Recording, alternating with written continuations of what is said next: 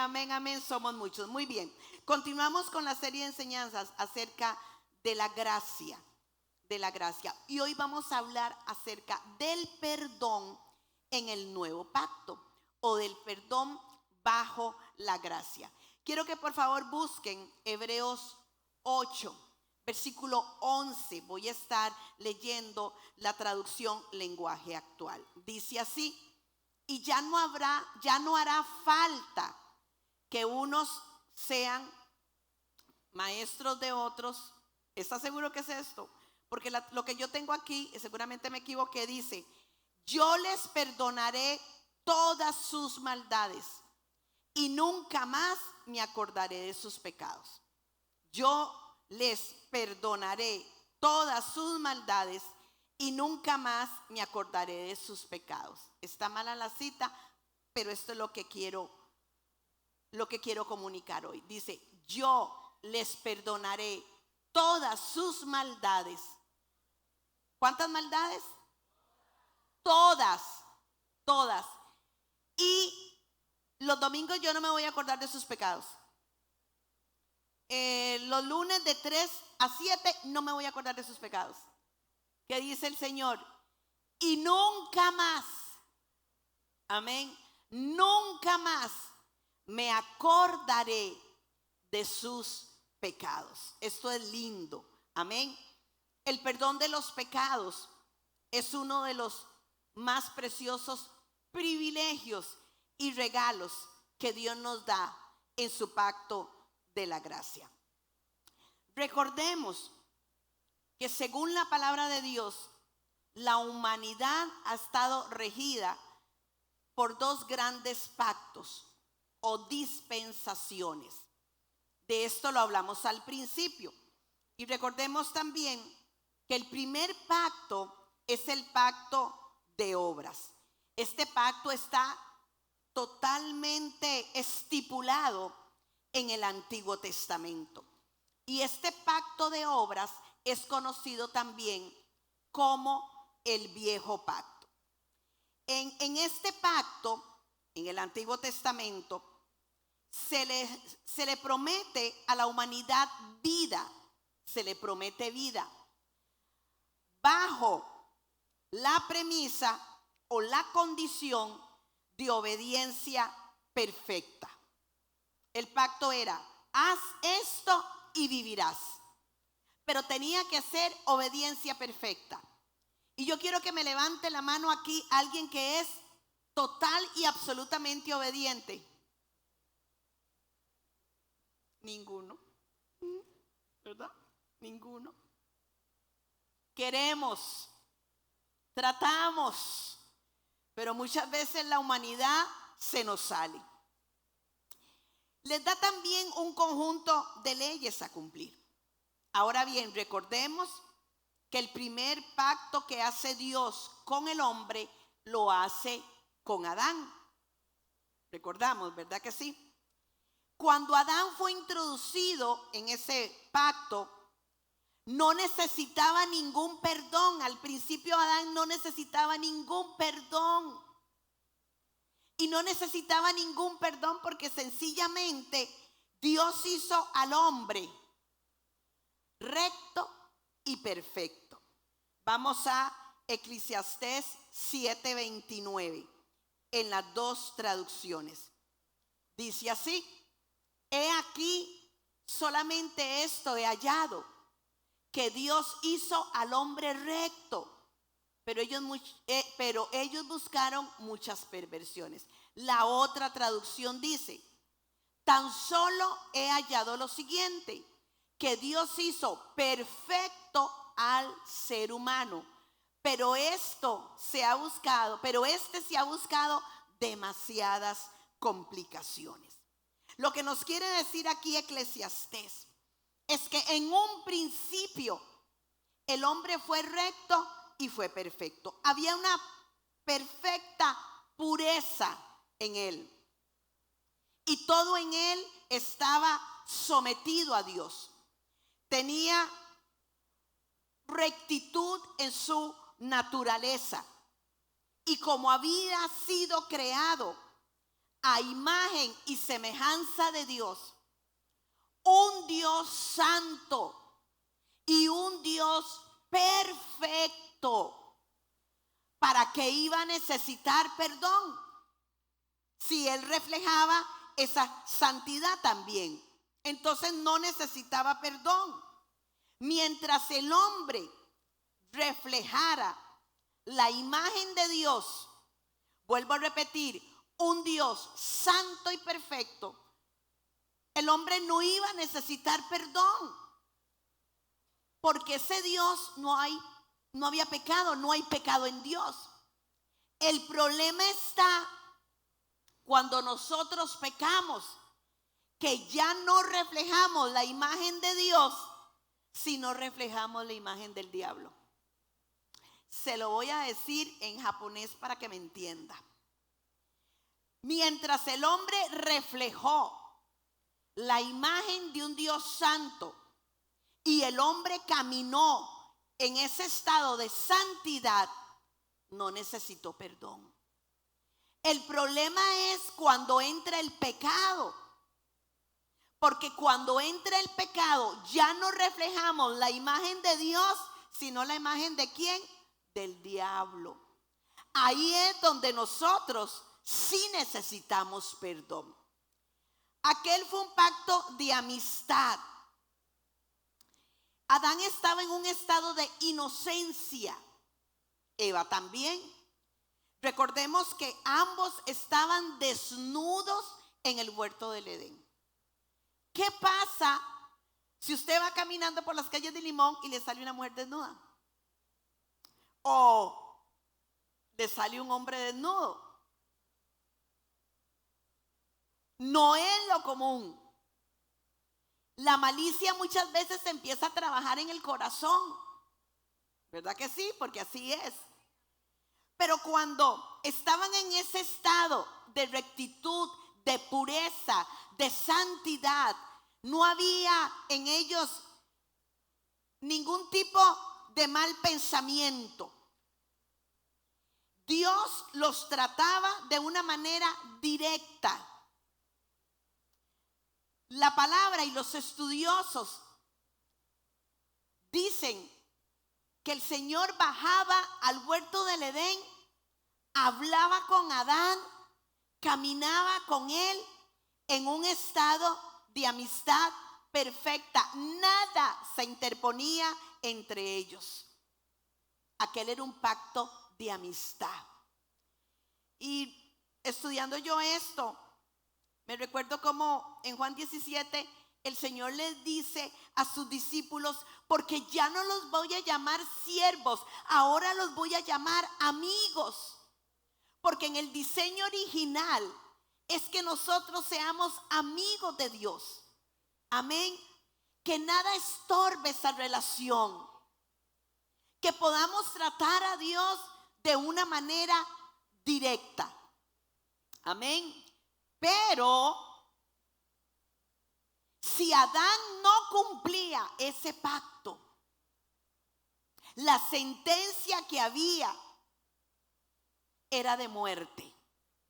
No había oportunidad de perdón. No había oportunidad de arrepentimiento, solo muerte.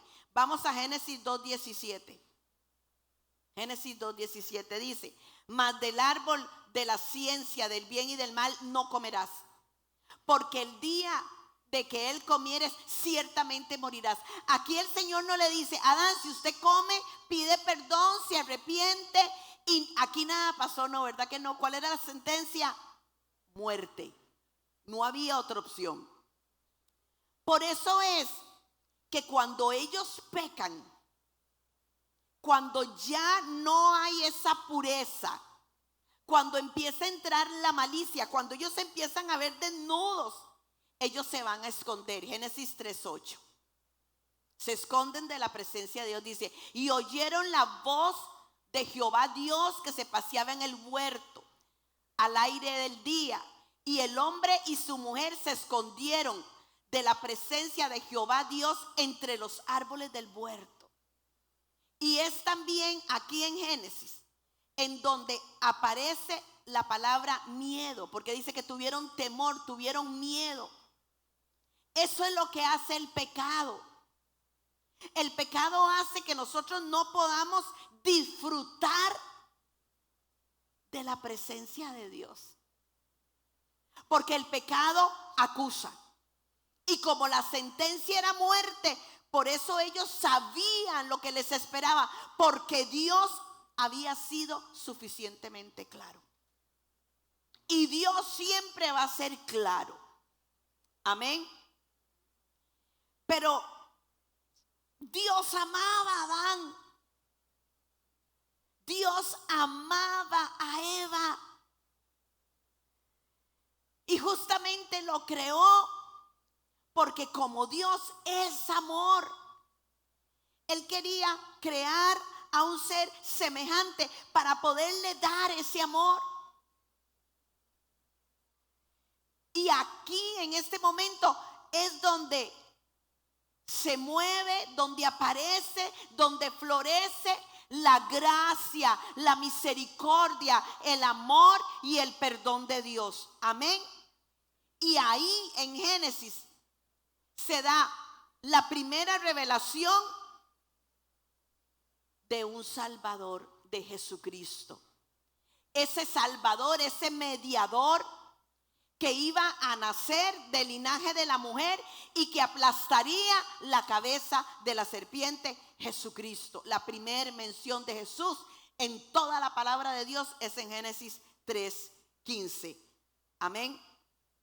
Luego vemos cómo hace pacto con Noé, porque el hombre sigue pecando y sigue pecando y seguiremos pecando. Por eso es que lo necesitamos a Él. Amén. Porque es en esa debilidad en donde nosotros lo buscamos.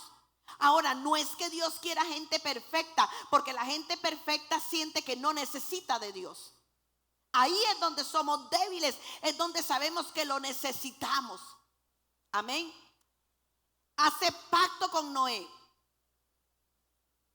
Y este pacto fue un pacto de preservación. Porque el pacto era que la tierra nunca más iba a ser destruida. Hace pacto con Moisés, pero a Moisés le da leyes para cumplir. Recordemos los 10 mandamientos. Y le da también una serie de sacrificios y ofrendas para cuando el hombre pecara. Pero estos sacrificios y estas ofrendas eran para un perdón momentáneo. Y aquí en estos sacrificios y ofrendas, el hombre no sentía la necesidad ni de pedir perdón ni de arrepentirse. Hay un dicho que dice que el que peca y reza empata. Todavía está esa mentalidad. El que peca y reza empata. Porque hay gente que se burla de la gracia de Dios. Recordemos que es gracia, favor inmerecido. Que es gracia, que Dios nos da oportunidad para buscarlo. ¿Qué es la gracia? Las fuerzas de Él sobre mis fuerzas. ¿Qué es la gracia? Que no siendo nosotros merecedores de nada, Dios eligió bendecirnos y darnos nuevas oportunidades. ¿La merecíamos? No la merecíamos. Pero aquí no. ¿Por qué? Porque resulta que alguien pecaba y el requisito nada más era presentarse al templo con la ofrenda, hacer el sacrificio y me voy para la casa. Entonces ellos llegaron a pensar que con hacer eso era suficiente. Pero en el pacto de la gracia, el perdón en la gracia requiere de dos cosas muy importantes: fe y arrepentimiento. Fe y arrepentimiento. En el otro pacto no había fe. Nada más se presentaban, eran rituales, había que cumplirlo, era algo mecánico. Pero en la gracia, cuando Jesucristo viene a morir por nosotros, el perdón es ofrecido libremente a todos, pero tiene que haber fe y arrepentimiento. Este perdón, en base a ese arrepentimiento, fue ofrecido a todos, inclusive a aquellos que se mancharon las manos con la sangre de Jesús. Vamos a Lucas 23, 24. Mire qué tremendo. Dice: entonces Pilato sentenció que se hiciese lo que ellos pedían, porque fueron juzgados. Jesús fue juzgado ante el hombre y ante el hombre fue hallado culpable. Pero en la cruz del Calvario, Jesús abre su boca y le dice: Padre, perdónalos porque no saben lo que hacen. Perdónalos a todos. Perdona a Pilatos. Perdona a los que me juzgaron. Perdona a los que me golpearon. Perdona a los que traspasaron mis manos y mis pies. Perdona a aquel que me puso la corona de espinas. Perdona a aquel que traspasó la lanza, traspasó mi costado con la lanza. Perdónalos porque no saben lo que hacen. A todos, amén. Si pudiéramos nosotros perdonar de esa manera, ¿verdad? Qué lindo sería. Y no solamente, como dije una vez aquí, nos perdonó, sino que nos amó. Porque usted puede perdonar pero no amar. Pero el Señor sencillamente nos amó. Primera de Juan 1:7. Dice: pero si vivimos en la luz, así como Él está en la luz, tenemos comunión unos con otros, y la sangre de su Hijo Jesucristo nos limpia de todo pecado. La sangre de su Hijo Jesucristo nos limpia de todo pecado. Cuando nosotros tenemos un encuentro con la cruz, yo voy a la cruz y le dejo mi pecado y Él me da su sangre para justificación. Pero nosotros pensamos que hay gente que no merece. ¿Verdad que sí? Hay cosas que son duras. Pensamos que no merecen. Tal vez esa persona que te arrebató a alguien amado. ¿Verdad? Pensamos que no merecen perdón los violadores, los que matan niños. Pero para ellos también hay perdón, si llegan a Cristo con un corazón arrepentido. Primera de Timoteo 1, 13, 14. Y aquí habla el apóstol Pablo. Anteriormente, yo era un blasfemo, un perseguidor y un insolente, un homicida. Porque Pablo mató cristianos, un homicida. Pero Dios tuvo misericordia de mí, porque yo era un incrédulo y actuaba con ignorancia. Una cosa es que usted peque cuando no conocía del Señor, y otra cosa muy diferente es que usted siga pecando conociendo de Cristo. Pablo fue perdonado. Y mire, cuando Pablo se aparece en las células de los cristianos, la gente corría porque pensaba que Pablo venía a matar. Le costó a Pablo que la gente le creyera, hasta que el Señor se le revela a alguien y le dice: instrumento fiel me es este.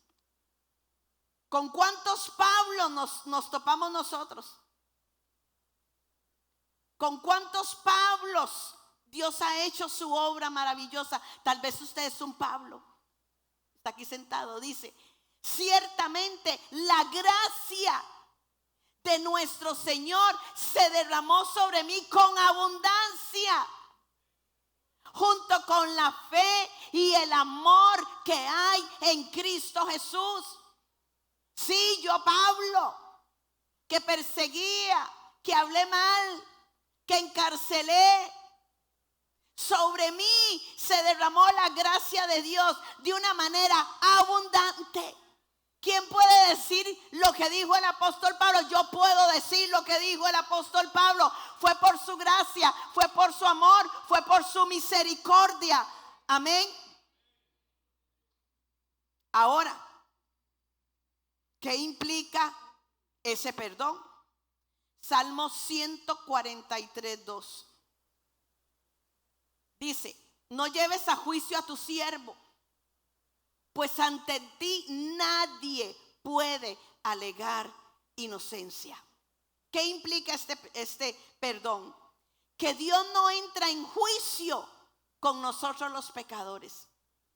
Que Dios no nos trata como nosotros merecíamos ser tratados. No nos hace compadecer como criminales. No pronuncia acusación contra nosotros. Mire, el Señor no acusa. ¿Sabe quién acusa? El diablo. Satanás es el que le acusa. Satanás es el que le dice a usted, ¿quién sabe qué le dijeron a la pastora que está hablando de usted? Usted sabe que hay gente que se ha ido de la iglesia porque piensa que yo estoy predicando sobre él o ella. No, yo no voy a predicar aquí sobre nadie. Yo predico sobre la Biblia, sobre la palabra de Dios. Porque no entienden que es el Espíritu Santo que les está hablando. No para acusarlos. Amén. Pero eso hace Satanás.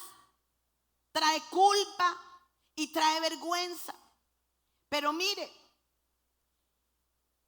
delante de él, como dijo el salmista, delante de él, ¿quién es hallado inocente? Nadie. Nadie. Pero ya no hay juicio si hay un corazón verdaderamente arrepentido. Vamos a Colosenses 2:14-15. Dice, y anular la deuda que teníamos pendientes por los requisitos de la ley. Él anuló esa deuda que nos era adversa, clavándola en la cruz. Desarmó a los poderes y a las autoridades y por medio de Cristo los humilló en público al exhibirlos en un desfile triunfal. ¿Qué quiere decir esto?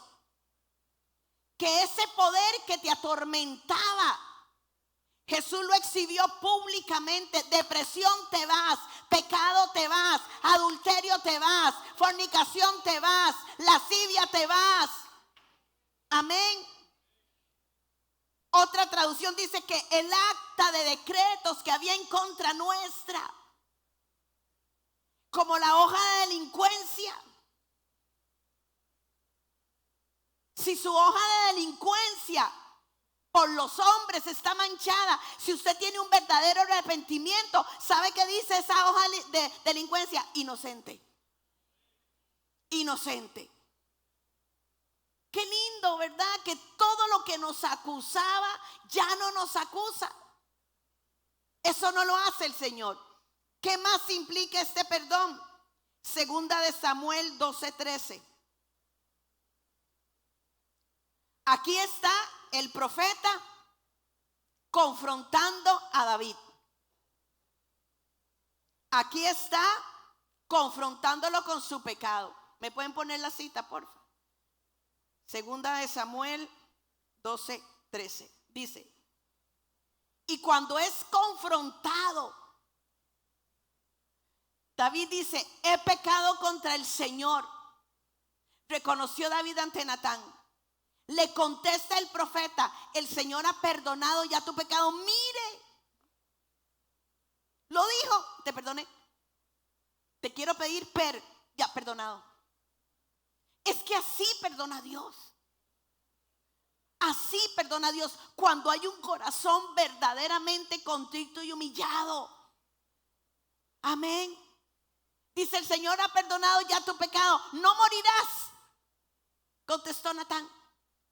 Pero esta muerte de la que hablaba aquí el profeta no era una muerte física, era una muerte espiritual. Mientras David pecó, mientras David cayó su pecado, por eso la misma palabra dice que el que confiesa su pecado y se aparta, alcanzará ¿qué? Misericordia. Mientras David cayó su pecado, dicen los estudiosos que David cayó por un año su pecado. Que en ese año David no danzó, que en ese año David no compuso salmos. Muy probablemente David ni siquiera se acercó al templo. Él pone en el salmo, dice, mientras callé se envejecieron mis huesos. ¿Sabe por qué? Porque el pecado enferma. El pecado enferma. Porque cuando usted ha conocido de Cristo, usted no puede pecar tranquilo. Usted se mete a ese bar y usted está con el carro de la pastora.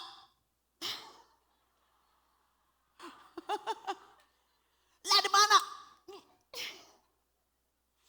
Una vez mi esposo y yo veníamos allá por donde Confú y salió un hermanito con la birra, la cerveza, y Dios le bendiga, pastora, y a vos también, y la cerveza que llevas atrás también.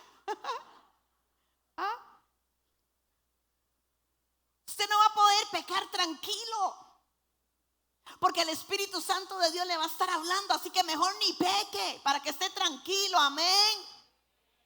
Es que usted no fue creado para ser basurero del diablo. Nosotros fuimos creados para contener la gloria de Dios. ¿Quién dice amén? Amén. Y entonces David sabía lo que era sentirse apartado de la presencia de Dios. Y para él fue la muerte. Miren, yo me acuerdo cuando cerraron las iglesias con lo del COVID. Para nosotros los pastores eso fue como una muerte. Y me acuerdo también, y ahí tengo la prédica, una de los altares, que prediqué el primer domingo que se pudo abrir la iglesia, y yo lloraba. Porque yo no sé usted, pero yo no puedo estar apartada de él. Amén. ¿Qué más implica ese perdón? Isaías 12:1. En aquel día dirás, cantaré a ti, oh Jehová, pues aunque te enojaste contra mí, tu indignación se apartó y me has consolado. La ira de Dios es apartada. El pecado provocaba la ira de Dios, porque Dios es un Dios santo. Amén. Mire, en el antiguo pacto, vámonos al Salmo 7:11. En el antiguo pacto, Dios fue justo y Dios está airado. No es que tiene un aire, es que está bravo. Dios está bravo contra el impío todos los días. Eso pasaba en el antiguo pacto. Pero ese enojo de Dios ya no está. Dios ya no está enojado con el hombre. ¿Por qué? Porque la ira de Dios, el enojo de Dios fue sobre Jesucristo cuando Jesús se hizo pecado por nosotros. Sobre él fue, imagínense, es que de verdad que nosotros no tenemos alcance para medir lo que pasó en la cruz del Calvario. La ira de Dios, ¿usted sabe lo que es la ira de Dios? Bueno, yo no lo quiero saber. Pero la ira de Dios fue sobre su Hijo Jesucristo cuando Jesús se hace pecado. Por eso te tengo una noticia: Dios no está bravo contigo. Yo no sé, aquí no se contentaron. Dios no está bravo contigo. Amén. Y eso es una gran noticia, porque le vuelvo a repetir, el enojo de Dios lo recibió Jesucristo. Y ahora el pecador es recibido con gracia. Es recibido con un beso, como fue recibido el pródigo. Amén. Y ya yo esto lo he dicho muchas veces, pero como aquí hay gente nueva, yo lo voy a volver a repetir. Ese beso, cómo corrió ese padre a ese pródigo que venía. Y no venía lleno de medallas, no venía con títulos debajo del brazo, venía herido, venía acabado. Y aquel padre sale corriendo. Era una ceremonia, la quesacel o quesasal. Porque en Deuteronomio estaba que el hijo que le causara vergüenza al padre era digno de muerte. Y aquel hijo había sido vergüenza para su padre. Pero si el padre corría antes de que los ancianos del pueblo se levantaran y lo apedreaban, y corría y lo besaba, lo estaba perdonando públicamente. ¿Sabe? Cuando un pecador se arrepiente, es que el padre llega corriendo y le da un beso. Amén. Tus pecados te son perdonados. Ahora la gracia de Dios nos recibe de esa manera. Y hay fiesta en los cielos cuando un pecador se arrepiente. Amén. ¿Qué otra cosa implica ese perdón? Ezequiel 18:30. Ezequiel 18:30. Dice: por tanto yo juzgaré a cada uno según sus caminos, oh casa de Israel, dice Jehová el Señor. Convertíos y apartaos de todas vuestras transgresiones, y no os será la iniquidad causa de ruina. La iniquidad, ¿qué es la iniquidad? Es la propensión del pecado. La propensión del pecado. No es el mismo pecado heredado. El pecado no se hereda la propensión. Y lo vemos en familia: papá, abuelo alcohólico, papá alcohólico, hijo alcohólico, nieto alcohólico. Eso es una iniquidad. Y generalmente toda iniquidad atrae ruina.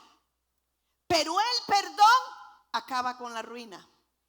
Amén. El perdón acaba con la ruina. Amén. ¿Qué más implica este perdón? No hay condenación. Romanos 8:1.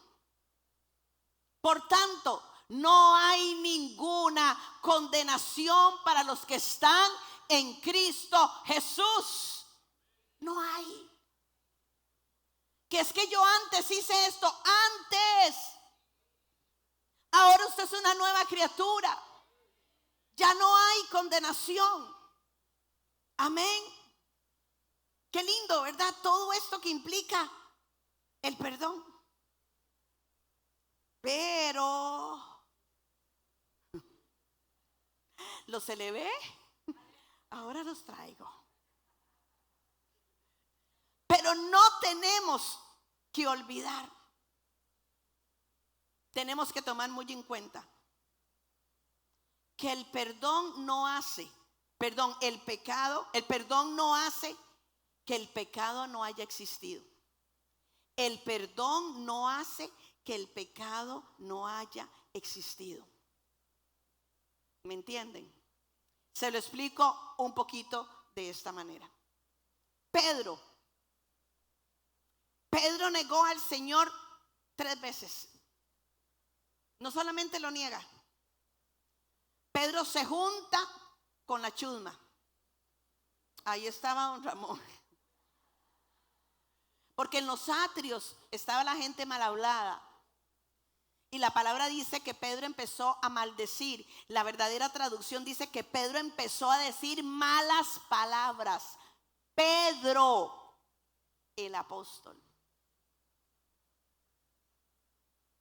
El que estuvo con Jesús en la transfiguración. El que vio a Moisés y a Elías. El que le dijo a Jesús que él daba la vida por él. Fue perdonado. Sí fue perdonado. Pero eso borró que lo haya negado. No. Y tanto es así que en la Biblia está escrito. David fue perdonado. Perdonado. Pero su hijo con Betsabé muere. Mire, yo le voy a decir a usted algo. Y tal vez lo que yo le voy a decir no le vaya a gustar. Dios ama a todos los niños. Los niños son una bendición. Pero hay diferencia en un niño que nace bajo un pacto y un niño que no nace bajo un pacto. Hay diferencia. ¿Fue perdonado David? Perdona. Pero eso no le quitó que haya mentido, que haya adulterado y que se haya convertido en un homicida.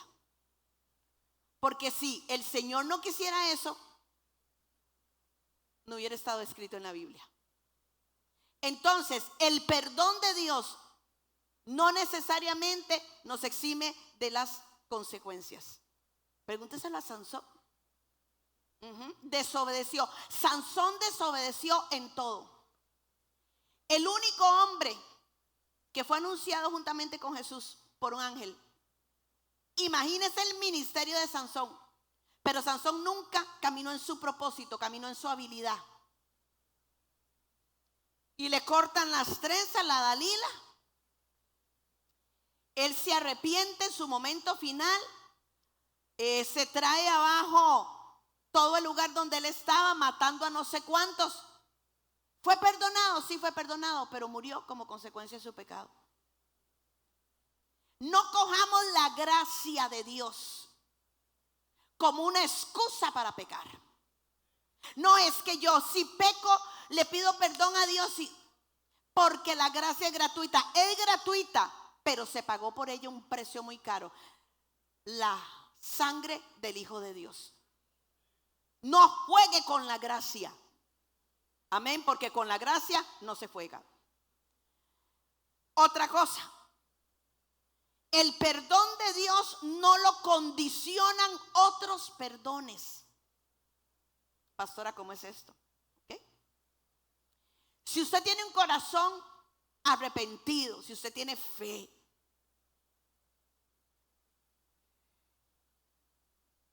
y usted le pide perdón a una persona y esa persona no le perdona, aunque esa persona no le haya perdonado, si Dios ve su corazón y hay un verdadero arrepentimiento, Dios a usted sí le perdonó, aunque no le hayan perdonado. Amén. Puede ser que usted mismo no se haya perdonado, pero eso no significa que Dios no le haya perdonado. O puede ser que a usted no le importe y usted se sienta perdonado, pero Dios no ha visto una actitud sana en usted, ni ha visto verdadero arrepentimiento. Entonces usted se cree perdonado, pero Dios no lo perdonó. Ahora, ¿a quién acudimos pidiendo perdón? Al Padre. Amén, al Padre. La Biblia nos enseña a acudir al Padre para pedir perdón. Padre nuestro que estás en los cielos, santificado sea tu nombre. Vénganos tu reino y hágase tu voluntad así en la tierra como en el cielo. El pan nuestro de cada día, dánoslo hoy. Y perdona.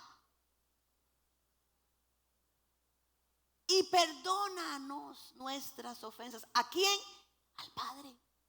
Ahora, Jesús puede perdonar. Claro que Jesús puede perdonar. Lucas 5:24. Pues para que sepáis que el Hijo del Hombre tiene potestad en la tierra para perdonar pecados, dijo al paralítico. Y a ti te digo, levántate, toma tu lecho y vete a tu casa. El Hijo de Dios tiene potestad. Claro que Jesús puede. Claro que Jesús puede perdonar, porque a Él se le ha encomendado también todo juicio. Pero el acto de perdonar es generalmente dado al Padre por medio de Jesucristo, porque el Padre nos perdonó por el sacrificio de Jesús. Amén. Cuando llega un hombre, una mujer con un corazón verdaderamente arrepentido, ¿sabe qué es lo que ve el Señor? A su Hijo en la cruz.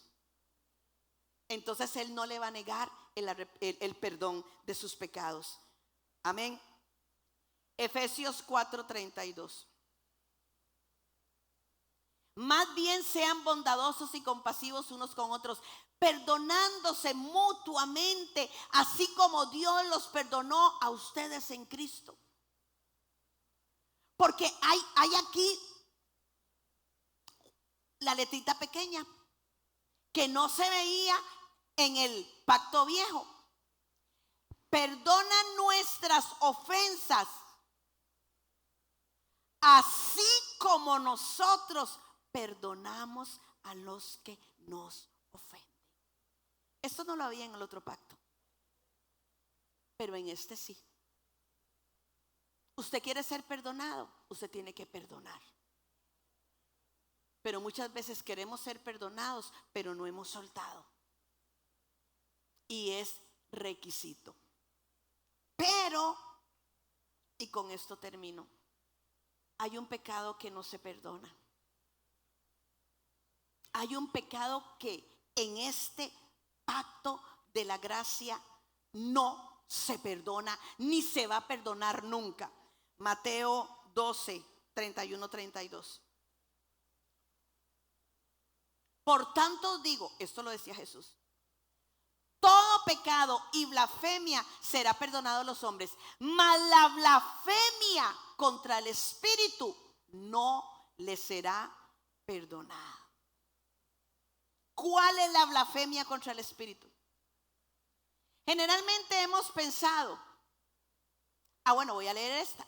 A cualquiera que dijere alguna palabra contra el Hijo del Hombre le será perdonado. Pero al que hable contra el Espíritu Santo no le será perdonado, ni en este siglo ni en el venidero. Generalmente hemos pensado que la blasfemia del Espíritu Santo es como decirle una mala palabra al Espíritu Santo. ¿Verdad que sí? Pero la blasfemia del Espíritu Santo es más que esto. Veamos primera de Juan 5:6. Dice, este Jesucristo que vino mediante agua y sangre, no mediante agua solamente, sino mediante agua y sangre. Y el Espíritu es el que da testimonio, porque el Espíritu es la verdad. Entonces, el Espíritu Santo es que, ¿la qué? La verdad. Vamos a Juan 16:8. Esta es la función del Espíritu Santo. Dice, cuando Él venga, sea el Espíritu Santo, convencerá al mundo de pecado, de justicia y de juicio. ¿Qué es la blasfemia del Espíritu Santo entonces? Es cuando nosotros consciente y constantemente rechazamos esa verdad. Es cuando la persona se resiste al convencimiento del Espíritu Santo. Que por ejemplo el Espíritu Santo es un ejemplo. Es un ejemplo. Estevitan, no puede seguir haciendo eso. Estevitan, no puede seguir haciendo eso. El Espíritu Santo lo está tratando de ¿qué? De convencer. Pero Esteban lo sigue haciendo. Esa es la blasfemia contra el Espíritu Santo. Que el Espíritu Santo nos habla, que el Espíritu Santo nos confronta, que el Espíritu Santo nos redarguye, que el Espíritu Santo nos dice no siga haciendo eso, pero usted lo sigue haciendo. Usted está rechazando la verdad. Y usted sigue practicando el pecado. Y es tanta ya la cosa que usted ni siquiera se siente mal pecando. Y usted viene a la iglesia con ese pecado. Y usted levanta las manos con ese pecado. Y usted ora con ese pecado. Y usted ayuna con ese pecado. Sabiendo que es pecado. Y el Espíritu Santo hablándole. Pero no hay arrepentimiento. Por eso es que ni siquiera se pide perdón. Y recordemos que el perdón en el nuevo pacto es por fe. ¿Y por qué? Por arrepentimiento. Y esta práctica de pecado continua, este convencimiento continuo, frena la obra de Dios en nuestras vidas. No porque Él lo quiera, sino porque usted no quiere dejar eso que usted sabe que está haciendo, que está mal. No respondemos a su voz. Como no hay arrepentimiento, no hay perdón de pecados. Y como no hay perdón de pecados, no hay salvación. Y usted puede estar aquí en la iglesia en esa condición. Esto es fuerte, ¿verdad que sí? El otro aspecto de la blasfemia del Espíritu Santo es atribuirle al diablo las obras que él hace. Vamos a Mateo 12, del 24 al 28. Pero al oírlo, ¿a quién? A Jesús. Los fariseos dijeron: este no expulsa a los demonios sino por medio de Belcebú, príncipe de los demonios. ¿Qué le estaban diciendo a Jesús? Que él era el demonio. Jesús conocía sus pensamientos y les dijo: todo reino dividido contra sí mismo quedará desolado.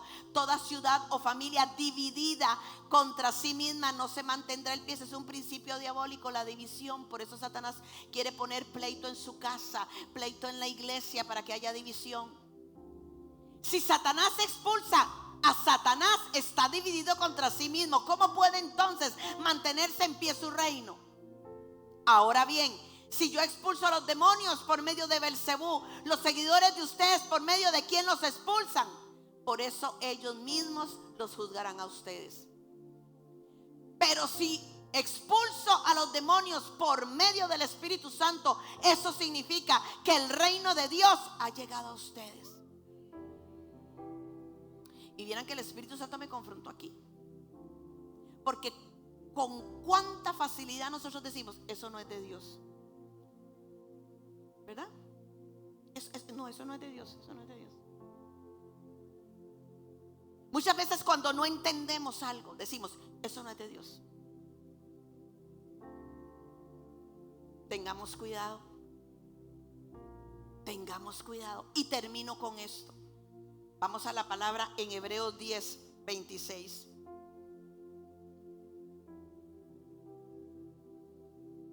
Si después de recibir el conocimiento de la verdad pecamos obstinadamente, no hay sacrificio por los pecados. Y si después de recibir el conocimiento de la verdad pecamos obstinadamente, no hay sacrificio por los pecados. Aquí le está hablando a gente que conoce de Dios. Aquí le está hablando a gente que va a la iglesia. Pero gente que conociendo del Señor sigue practicando el mismo pecado. Ya no les estorba. Pueden venir un domingo tranquilamente a la iglesia cuando el sábado estaban, mire, con la agüita de sapo.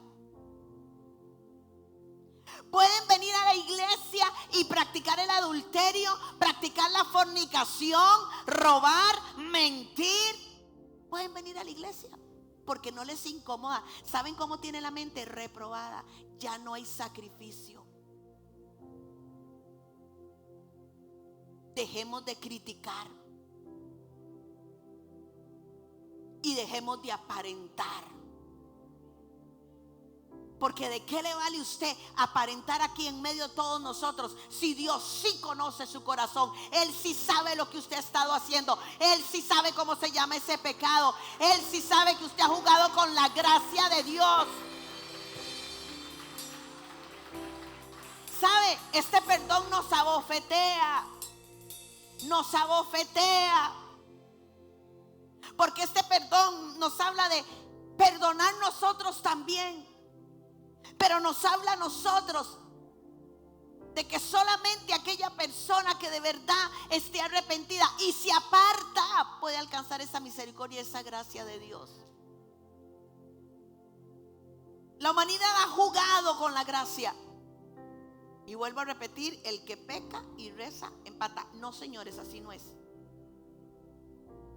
Créame que si usted hace estas cosas, usted va a vivir en la misma alameda del diablo. Va a estar cerquita de Satanás. Yo no quiero. Yo no quiero. Pidámosle al Señor que nos dé un corazón perdonador como Él, que no juzga. Amén. Que dice: a partir de ahora es algo nuevo. Dice la palabra que Él toma nuestros pecados y los echa al fondo del mar. Tenemos que aprender a perdonar de esa manera. No estar recordando la ofensa.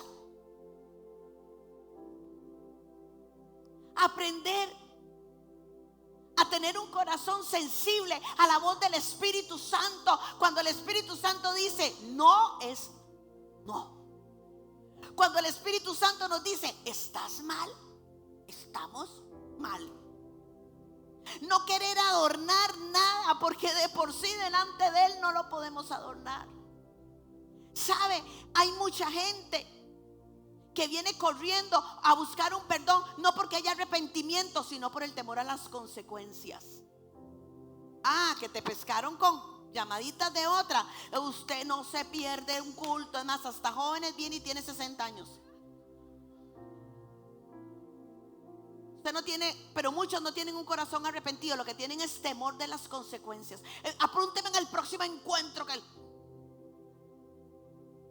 no, Dios no funciona de esa manera. Él lo que necesita es ver arrepentimiento y fe. Fe.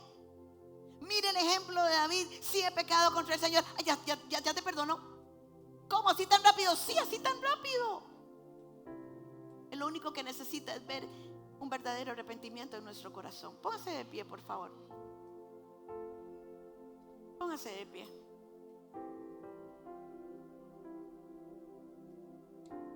Si el Espíritu Santo de Dios te ha hablado, porque el Espíritu Santo de Dios habla, a mí me habla y me cachetea, me abofetea. No me dice Carmencita.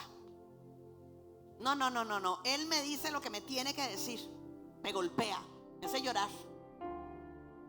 Pero es para vida, no para perdición. No espere llegar a la blasfemia del Espíritu Santo.